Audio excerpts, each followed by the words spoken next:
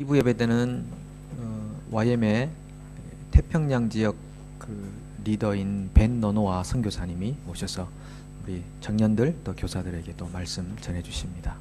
시간 되시는 분은 참석하셔도 좋겠습니다. 여러분, 어떤 교회가 좋은 교회일까요? 우리 교회는 어떤 교회가 되었으면 좋겠습니까? 모여서 함께 즐겁게 교제하는 유람선 같은 교회가 되면 좋겠습니까? 세상과 전투하는 전함이 되면 좋겠습니까?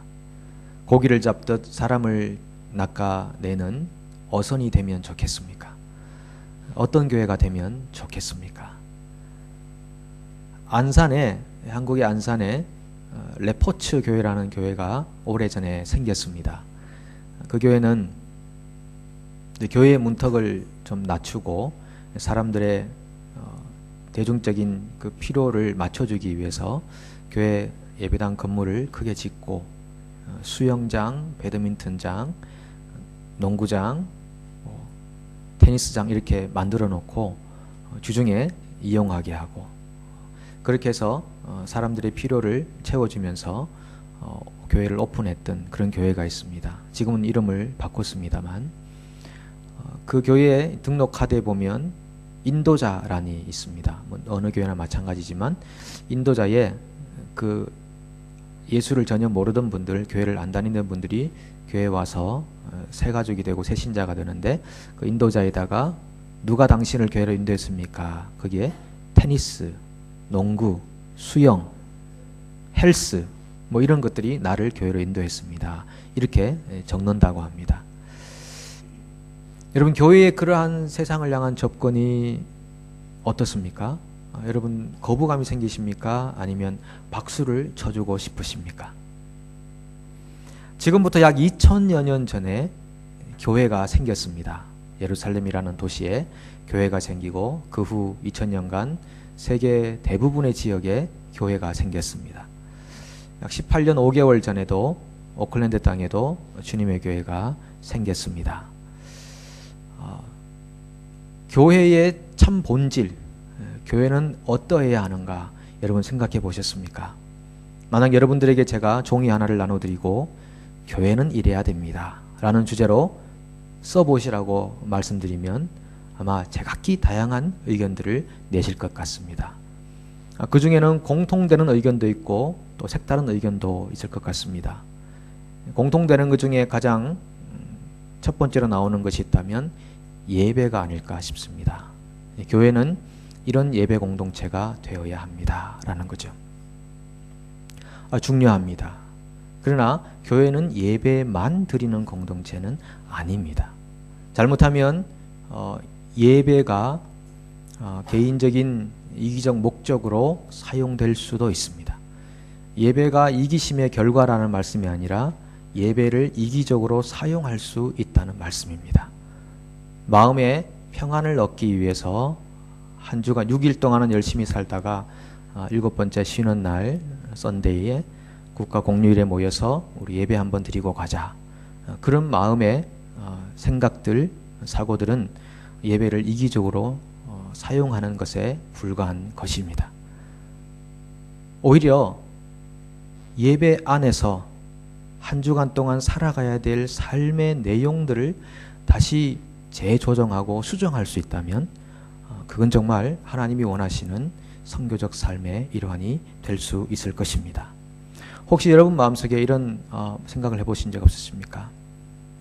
예배를 안 드려서 마음이 좀 찜찜하다. 예배 드리고 나니까 좀 속이 좀 후련해졌다. 우리 1부 순서로는 일단 예배부터 좀 드리고 2부 순서부터 우리가 하고 싶은 것들을 하자. 오늘 내가 예배 참석 안 해서 이런 사고를 당했나? 내가 예배를 참석 안 해서 이런 손해를 봤나? 이런 생각을 해보신 적은 없으십니까? 우리의 생각이 거기에만 머물러 있다면 예배를 액땜 수준으로 생각하는 거고, 그리고 예배가 구색을 맞추기 위한 하나의 장치에 불과한 것으로 전락하는 것입니다. 하나님은 우리를 그런 존재로 예배자로 부르시지 않았다는 것입니다. 교회는 예배를 드려야 하나, 그러나 예배만으로는 되지 않는다는 것을 말씀드리고 싶은 것입니다. 그러면 교회는 어떤 교회가 되어야 되는가? 예수님께서 지상명령이라고 불리는 승천하시기 전에 마지막 명령을 기억해 보면 그 답을 알 수 있습니다. 마태복음 28장 19절 20절이죠. 같이 한번 읽어볼까요? 그러므로 너희는 가서 모든 민족을 제자로 삼아 아버지와 아들과 성령의 이름으로 세례를 베풀고 내가 너희에게 분부한 모든 것을 가르쳐 지키게 하라. 볼지어라 내가 세상 끝날까지 너희와 항상 함께 있으리라 하시니라. 가장 큰 명령이라고 하지 않습니까? 여기 보시면 이 문장, 긴 문장을 이끌어가는 주 동사가 있는데 그것은 제자를 삼으라 라는 동사입니다. 너희는 제자를 삼으라 라는 것입니다. 교회를 다시 한번 정의한다면은 예수 그리스도의 제자로 살고 그리고 다른 사람을 그리스도의 제자로 만드는 공동체, 그 공동체가 교회라고 하는 공동체입니다. 우리가 좋은 교회가 되기 위해서는 주님의 명령대로 행해야 되는 겁니다. 우리가 먼저 제자가 되고 그리고 다른 사람들을 제자로 세워가고 만들어가는 공동체, 그런 공동체가 오늘 하나님이 기뻐하시는 공동체가 될 것입니다. 우리가 그리스도의 제자로 살면은 그러면 결과적으로 어떤 일이 벌어지겠습니까? 그 결과를 오늘 마태복음 5장 16절 말씀에서 예수님께서 말씀하십니다. 그들로 너희 착한 행실을 보고 하늘에 계신 아버지께 영광을 돌리게 하라. 세상 사람들이 교회를 보고 하나님 아버지께 영광을 돌릴 수 있는 것, 세상의 지구상의 모든 사람을 제자로 만들 수는 없습니다. 하나님의 백성으로 만들 수도 없을 것입니다. 그러나 우리가 할 수 있는 것은 세상에 있는 사람들이 교회를 보고 아버지 하나님께 영광을 돌리는 삶입니다. 예수님께서 사람들로 하여금 너희의 착한 행실을 보고 이렇게 말씀하십니다. 교회가 선한 행실을 행하는 것을 보고 세상 사람들이 하나님이 살아계시는구나, 그 사람들이 믿는 하나님은 정말 대단하시구나, 이런 고백을 자아내도록 하라는 것입니다. 요 사이에 교회의 일들과 교회의 모습을 보고 얼마나 많은 세상 사람들이 하나님께 영광을 돌리고 있습니까? LA에서 목회하는 한 친구 목사로부터 어제 문자가 하나 왔습니다. 제가 한 2년 전에 그곳을 방문했을 때 오랜만에 그 친구를 우연히 만나서 대화하다가 친구가 LA에서 한 소문난 교회에 설교 목사로 있다는 소식을 듣고 예배를 참석한 적이 있습니다. 그 교회가 왜 소문난 교회냐 하면 한 서너 차례 심하게 분쟁을 하고 갈라져 나간 그런 유명한 교회였습니다. 가보니까 교회 건물이 굉장히 크고 뒤에 부속 건물도 굉장히 많은데 예배가 11시 예배인데 한 10시 50분쯤 됐는데도 사람들이 거의 오지 않아서 미국은 원래 이렇게 사람들이 늦게 오나 보다 생각했습니다. 11시 예배가 딱 시작되었는데도 성가대 수만큼 그 크고 화려한 본당에 성가대 인원만큼만 본당에 앉아 계십니다. 깜짝 놀랐습니다. 마음이 굉장히 무거웠습니다. 예배 끝난 다음에 뒤를 돌아보니까 얼마나 좋은 부속 건물들이 즐비하게 있는지 모릅니다. 사람이 없습니다. 저는 그리고 그때 다시 돌아왔고 그 이후의 소식을 어제 잠깐 들었습니다. 그 후에 이제 교회에서 많지 않은 성도가 남았지만 이 친구에게 임시 담임 목사를 좀 해달라고 부탁을 해서 이 친구가 학업 중에 있어서 이제 마지막 학업 과정 중에 있는데 좀 잠시 내려놓고 목회를 이제 1년 동안 했다고 합니다. 목회를 1년 동안 하고 이제 1년 뒤에, 지금부터 한 6개월 전이죠. 1년 뒤에 이제 교회에서 장로님들이 정식으로 청빙을 하고 싶다, 이렇게 이제 얘기가 됐습니다. 얘기가 됐는데 장로님들 중에 두 분이 이제 기존의 이 장로님들 사이에 좀 이렇게 갈등이 있으셨나 봐요. 두 분이 심하게 반대하면서 뭐 노예 또 고발도 하고 뭐 이런 사례가 있었나 봅니다. 그런 분쟁이 또 일어날 조짐이 보여서 뭐 다 떠나고 얼마 남지 않은 분들이 또 그런 분쟁을 또 하려고 하는 과정에 있어서 이 친구가 저녁에 다 장로들 모아놓고 제가 교회를 떠납니다. 그러니까 싸우지 마시고 좀 평안하게 사이좋게 지내십시오. 그리고 교회를 나왔다고 합니다. 근데 교회를 나왔는데 그날 저녁에 LA 하는 작은 교회에서 연락이 왔답니다. 목사님 청빙하고 싶습니다. 이런 연락이 와서 가서 만나보고 이제 목회를 하게 됐는데 그 교회도 교회 건물도 있고 또 사택도 이렇게 번듯하게 있고 그런 교회인데 성도가 20여 명 있었다고 합니다. 그 전후 사정을 살펴보니까 그 교회도 싸우고 나가버려 가지고 성도들이 다 떠나버려 가지고 얼마 남지 않은 교인이 있었다는 거죠. 그래서 이제 6개월 목회했는데 한 80여 명 지금 같이 모인다는 얘기를 들었습니다.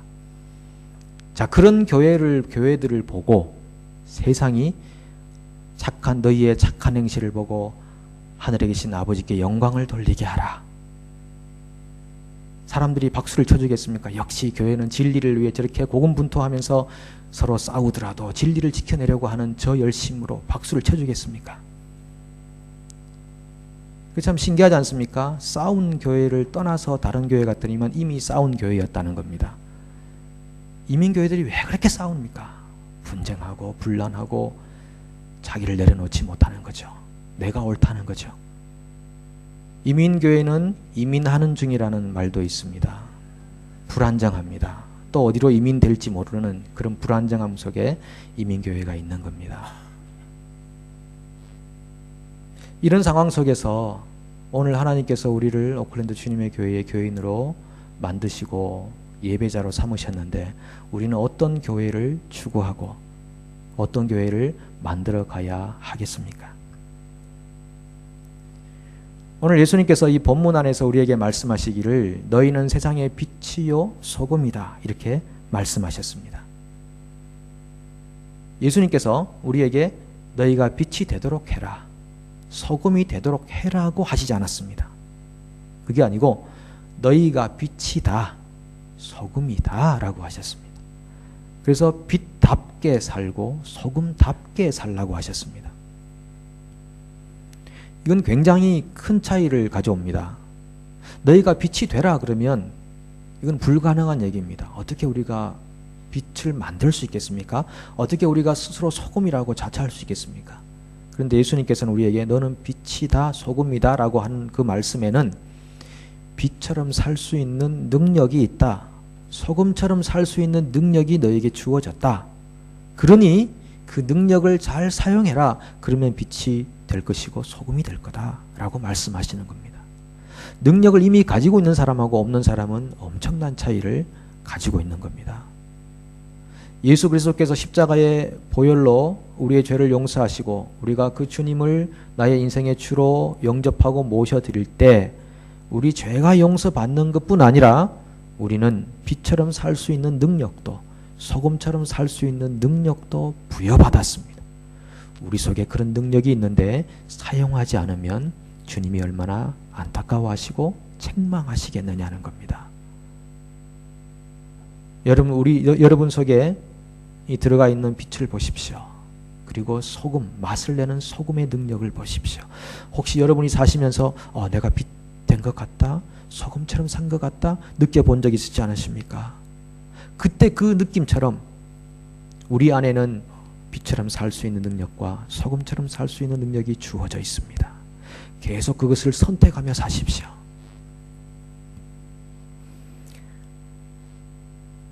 소금이 맛을 잃으면 버리워져서 사람들에게 밟힐 뿐이라고 하셨습니다. 교회가 소금 맛을 잃으면 무의미하다는 것입니다. 교회의 존재가 무의미하다는 것입니다. 아무 의미 없는 일을 반복하고 있다는 겁니다. 소금이 어떻게 맛을 낼까에 대한 말씀으로 주님은 빛으로 연결시킵니다. 등불을 예로 드시는데 등불이 만약에 저기 구석에 이렇게 있고 빛을 발하지 못한다면 등불도 아무 소용이 없는 것입니다. 등불은 버리는 게 낫습니다. 만약에 교회가 우리끼리만 그냥 예배만 좀 드리고 일주일 동안 살다가 한 주 주일날 모여서 예배드리고 맙시다. 이렇게 뭔가 어떤 형식적인 어떤 모임으로만 생각하는, 그것을 예배라고 생각하면서 1시간 예배를 드리고 그것을 내 신앙 삶의 모든 것으로 생각할 수 있는 그 생각은 굉장히 위험하다는 것을 말해줍니다. 실제로 예수님 당시의 공동체 중에서 SNF라고 있지 않았습니까? 이분들은 굉장히 경건한 사람들이었습니다. 예배를 잘 드리고 좋아하는 사람들이었습니다. 이 사람들의 생각이 뭐였냐 하면은 저 세상에는 이 죄인들만 가득 차 있고 거룩하지 않은 일들만 있으니 우리 따로 공동체를 만들어서 예배 공동체로만 삽시다 라고 해서 실제로 그들이 쿰란 공동체로 살았습니다. 그렇게 따로 한 지역에, 외딴 지역에 모여 살면서 세상 속에 들어가지 않았는데 하나님은 그들을 사용하지 않으셨습니다. 교회는 등불처럼 세상 속에 들어가야 됩니다. 세상 안으로 들어가야 됩니다. 그래서 세상 사람들에게 여기에 빛이 있습니다. 여기에 진리가 있습니다. 여기에 길이 있습니다. 라고 보여주어야 한다는 것입니다. 그럴 때 세상을 만드신 분이 계시는구나. 우리가 가야 할 곳은 하나님 품이구나. 세상 사람들이 그렇게 경험할 수 있다는 것입니다. 여러분, 교회는 이럴 수 있습니다. 세상이 썩었습니다. 부정부패가 심합니다. 정치인들은 모두 이기심으로 자기의 유익을 위해 살아갑니다. 세상에 어떤 희망이 있습니까? 아무것도 없습니다. 이렇게 고발하고 판단하는 것으로만 교회가 그친다면 무슨 의미가 있겠습니까? 교회는 세상을 심판하는 공동체이기도 하지만은 교회는 세상에 대안을 제시하는 공동체가 되어야 한다는 것입니다. 여러분, 그렇기 때문에 이 교회 안에 하나님의 빛이 있습니다. 여기에 진리가 있습니다. 여기에 살 길이 있고 생명수가 있습니다. 라고 사람들에게 뭔가를 제시해 주어야 하지 않겠냐는 겁니다. 그래서 교회는 세상에 대안을 주는 대안 공동체가 되어야 한다는 말씀이죠. 우리 부모님들이 아이들을 가르치시면서 이렇게 자주 핀잔 주지 않습니까? 너가 이렇게 공부를 그렇게 못하니, 이렇게 머리가 나쁘니, 그 그림을 왜 그렇게 못 그려? 이게 그림이냐? 음악은 또 왜 이렇게 못해? 음악 이 박자 감각이나 이 음정을 왜 이렇게 못 잡아? 뭐 여러 가지 아이들을 판단할 수 있습니다. 나는 그러지 않았는데 너는 그렇구나 이러면서 슬쩍 비교하면서 아이를 굉장히 코너로 몰아가죠. 근데 그렇게 끝나면 아이에게 아무 도움이 안 됩니다. 대안을 제시해줘야죠. 그러니까 얘야, 나랑 앞으로 일주일에 1시간씩만 음악 공부를 좀 하자. 선생님 한번 붙여줄게. 아주 좋은 선생님 계시는데 너의 그 운동신경 없음이 좀 개발될 수 있도록 내가 선생님 붙여줄게. 뭔가 부모님들이 아이들에게 대안을 제시해주면서 얘기한다면 아이들도 납득할 거라는 것입니다. 그와 마찬가지로 교회가 세상을 판단하고 심판하는 공동체만이 아니라 그 세상에 그러함으로 이 교회 안에 주어진 하나님의 진리를 보십시오. 여기로 오십시오. 우리가 당신들을 구원의 길로 인도하겠습니다. 라고 하는 대안을 제시해 주어야 한다는 것입니다. 구약 성경에 보면 여러 가지 공동체들이 나오는데 그 중에 한 대안을 주었던 공동체 하나를 찾아볼 수 있습니다. 그 공동체가 다윗 공동체입니다. 사무엘상 22장 1절과 2절을 보시면 이런 말씀이 있습니다. 함께 읽어보겠습니다. 그러므로 다윗이 그곳을 떠나 아둘람 굴로 도망하며 그의 형제와 아버지의 온 집이 듣고 그리로 내려가서 그에게 이르렀고 환난당한 모든 자와 빚진 모든 자와 마음이 원통한 자가 다 그에게로 모였고 그는 그들의 우리머리가 되었는데 그와 함께한 자가 400명 가량이었더라. 다윗이 사울을 피해 도망 다니던 상황이었습니다.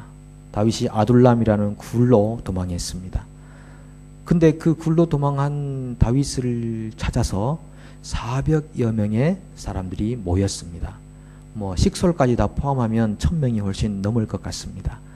그 사람들이 이 아둘람 굴로 모여왔습니다. 실제로 그 고고학적으로 발굴을 해보니까 이 아둘람 굴은 입구가 좁은데 내부는 굉장히 넓고 큰 그런 굴이라고 합니다. 그러니까 숨기에는 굉장히 좋은 지형적 조건을 가지고 있는 거죠. 그리고 천정에는 이렇게 불에 그슬린 자국들이 있다고 하죠. 음식을 해먹어서 그러지 않은가 그렇게 증거합니다.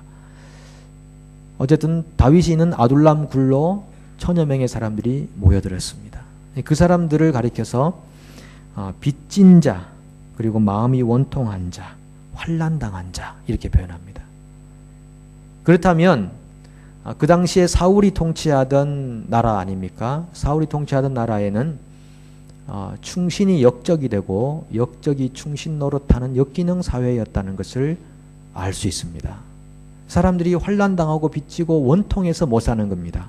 뭔가 제대로 이 법이 사회에 적용되지 않는 겁니다. 그런 사람들이 다윗이 숨어든 아둘람 굴로 모여들었습니다. 그래서 그 아둘람 굴은 대안을 주는 공동체가 된 것입니다. 환난당했던 사람들이 위로를 얻고요. 빚진 자들이 소망을 얻고 그리고 원통한 사람들이 그 공동체에 모여서 다시 한번 새로운 소망을 가지게 되는 겁니다. 그렇게 해서 이 다윗 공동체가 나중에 이스라엘을 다스리는 리더들이 된 것입니다. 하나님은 그들을 그렇게 사용했다는 겁니다. 그들이 하나님이 보실 때 뭔가 아름답고 좋은 부분들이 있어서 한 나라, 특별히 하나님의 계시를 가지고 있는 이스라엘이라는 한 나라를 그 다윗 공동체, 대한 공동체에다가 맡기셨다는 것입니다. 하나님 오늘도 이렇게 세상에 대안을 주는 공동체를 찾고 계시지 않을까요? 세상을 맡기고 싶은데 대안을 제시해주는 공동체가 없어서 하나님이 지금도 그 공동체를 찾고 계시지는 않겠냐는 겁니다. 예수님께서 이 땅에 오셨을 때 예수님께는 모여든 사람들이 있었습니다. 그 사람들은 대부분 다 가난한 자, 약자, 병자들이었습니다. 사회적으로 실패했다고 인정이 되던 그런 소수자, 약자들이었습니다. 인생은 실패한 겁니다. 그리고 사람들은 그 사람들을 죄인이라고 불렀습니다. 왜냐하면 그 당시는 병이 들거나 그리고 가난한 사람들은 하나님께 저주를 받았다라고 생각했었습니다. 요즘도 그런 사고를 가진 분들이 계시는데 그 잘못된 사고죠. 약하고 병들고 가난한 사람들은 하나님께 저주를 받았다. 그렇게 생각되던 사람들이 예수님이 오시자 그 예수님께로 모여들기 시작했습니다. 왜냐하면 예수님께서 대안이 되었기 때문이죠. 그 사회에서는 대안이 없었습니다. 그들이 마음 놓고 살아갈 수 있는 길이 없었다는 거죠. 근데 예수님 때문에 새로운 대안이 생겨난 겁니다. 그 당시 유대 사회는 이미 고착화되어 있었습니다. 사고의 틀을 바꿀 수가 없었습니다. 이미 누가 죄인이고 누가 의인인지 현실의 삶의 어떤 부한 그리고 어떤 지위의 모습으로 모든 것들이 나눠져 버렸던 그런 고착된 사회였기 때문에 사람들은 예수님을 보고 예수님에게로 가서 거기에 살 길이 있다고 생각을 하게 되었습니다. 그래서 그 사람들이 지금 우리 교회의 선조들이 되어 있는 거 아니겠습니까? 여러분, 우리 뇌 속에 이게 피가 이렇게 만약에 터져서 고이게 되면은 심각한 어떤 지체 부자유의 상황을 초래하지 않겠습니까? 근데 피가 터져 나오면 괜찮다고 하지 않습니까? 예수님은 그 당시에 고여있는 유대 사회의 피를 터뜨린 것입니다. 그래서 탈출구를 내신 것입니다. 새로운 살 길을 만들어낸 것입니다. 어쩌면 교회에게 지금 예수님께서 그것을 요구하시는지도 모르겠습니다. 너네가 세상의 빛이다, 소금이다. 그러므로 그들에게 대안을 제시해 주어야 한다라고 하실지 모르겠습니다. 개인적으로 보면요, 우리 각자가 세상을 살아가는 대안적 삶으로서의 삶이 있어야 됩니다. 세상 사람들을 바라보면서 여러분, 사실 누가 떳떳하게 저와 같이 사십시오라고 할 수 있겠습니까? 그러나 우리가 살아가는 모습을 보면서 옆에 있는 사람들이 저 사람의 삶이 참 매력적이다라고 느낄 수 있어야 하지 않겠습니까? 모든 사람이 그렇게 생각하지 않을 것입니다. 그러나 뭔가 의미 있는 삶을 살고자 하는 사람들에게 저 사람의 삶이 정말 내가 본받아야 할 모델이 되겠다라고 생각이 된다면 여러분 정말 대안을 제시하는 인생이 될 수 있을 것입니다. 개인적으로 말고 우리 교회적으로 생각한다면 어떻습니까? 하나님께서 오늘 고린도 주님의 교회에게 어떤 선교적 삶을 요구하고 계십니까? 저는 교회마다 하나님이 주시는 분량이 있다고 생각합니다. 우리가 착한 행실을 만들어내기 위해서 사람들에게 보이기 위해서 일을 한다면 얼마나 피곤하고 이 착한 행실 콤플렉스에 걸려 살겠습니까? 그럴 수는 없습니다. 모든 착한 일을 다 할 수는 없습니다. 그러나 교회마다 하나님 주신 분량이 있고 감당해야 할 책임의 그릇은 있다고 생각합니다. 특별히 사우스 오클랜드 지역은 교육이 굉장히 열악한 지역입니다. 아이들에게 희망이 없습니다. 소망이 없습니다. 현 상황을 우리가 잘 이해하고 또 생각해 볼 때에 오늘 우리 교회에 주신 착한 행실이란 무엇이며 대안을 제시하는 것은 무엇인가를 생각해 보게 됩니다. 저는 기도하면서 생각하기를 우리가 해야 될 착한 행실이 있다면 교육 선교라고 생각합니다.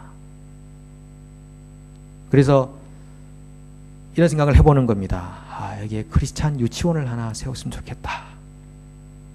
그리고 희망과 꿈이 없는 아이들에게 소망을 주는 대안 학교가 하나 생겼으면 좋겠다. 그런 생각을 가져보는 것입니다. 기도하면서 하나님 앞에 또 방법을 찾고 우리 장로들과 대화하면서 그 방법을 모색하는 가운데 있습니다. 오늘은 선교적 삶에 대한 마지막 5번째 시간을 여러분과 함께 나누고 있습니다. 여러분, 주님께서 우리를 세상의 빛으로 소금으로 만들어 주셨습니다. 우리가 힘을 들여 된 것 아닙니다. 주님의 힘으로 주님의 피와 보혈로 그렇게 된 것입니다. 그리고 주님은 우리에게 요구하는 바가 있습니다. 빛처럼 살고 소금처럼 살아라. 너희의 착한 행실이 사람들에게 보여지게 하여 그들로 하나님 아버지께 영광을 돌리게 하라. 이런 주님의 음성이 여러분의 귓전에 들려지기를 원합니다. 우리의 심령의 깊은 곳에 들려오고 메아리치기를 원합니다. 그래서 우리가 우리 개인의 유익을 위해 살아가는 삶을 더 이상 살지 않고 그것을 버리고 정말 분쟁하지 않고 우리의 마음의 주신 화평을 온전히 이루면서 우리에게 주신 사명을 이 지역사회 속에서 여러분이 사는 삶의 환경 속에서 온전히 이루어 가시기를 바랍니다. 그래서 우리 삶을 통해 하나님 아버지만 영광을 받으시면 좋겠습니다. 기도하겠습니다.